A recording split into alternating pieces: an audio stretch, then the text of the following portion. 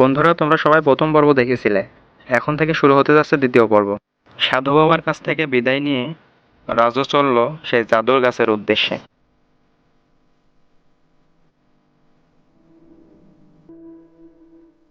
এক পর্যায়ে হাঁটতে হাঁটতে সে গাছের কাছে পৌঁছায় এবং গাছকে বলে, হে জাদু বৃক্ষ, শুনেছি তোমার নাকি অনেক গুণ, অনেক ক্ষমতা।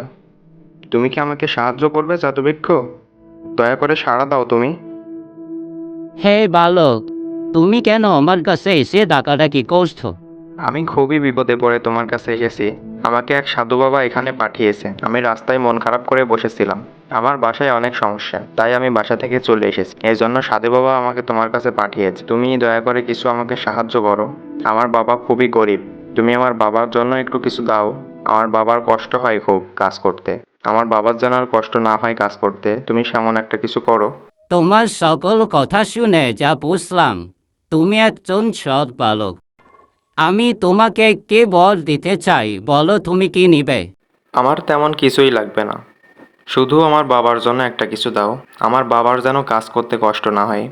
আমার বাবা যেন কিছুদিন বাসায় আরামে থাকতে পারে, এটাই আমার কাছে অনেক। তৎক্ষণাৎ সেই গাছটি জাদু করে রাজুকে অনেক সোনাদানা দিতে শুরু করে। সাথে সাথে দেরি না করে রাজু সেগুলো একটা ব্যাগের ভিতর গুছিয়ে বাসার দিকে রওনা দেয়। সে হাঁটতে শুরু করে।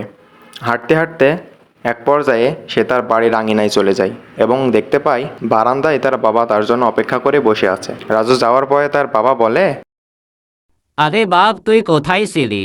আমি তো তোকে কখন থেকে খুঁজে বেড়াচ্ছি। বাসায় এসে তোকে না পেয়ে আমি কোথায় কোথায় না গেছি। এখন তোর বাড়ি ফেরার সময় হলো। রাজু তৎক্ষণাৎ তার বাবাকে সব ঘটনা খুলে বলে। কিন্তু গরিব হলেও রাজুর বাবা এবং রাজু খুবই সততাবান ছিল, এজন্য তারা তেমন একটা খুশি হয় না। কিন্তু ঘর থেকে রাজুর মা, অর্থাৎ কৃষকের বউ, সেই সব ঘটনা শুনে ফেলে। রাজুর মা রাজুর কথা থেকে সবই শুনতে পায় যে জাদুর গাছটা কোথায় আছে এবং তার কাছ থেকে কিভাবে চাইতে হবে। তো সে আর এক মুহূর্ত দেরি করল না। সে সাথে সাথে দৌড় শুরু করলো। দৌড়াতে দৌড়াতে এক পর্যায়ে সেই গাছের কাছে যেয়ে অবস্থান করলো। যাওয়ার সাথে সাথে সে হাঁপাতে শুরু করলো।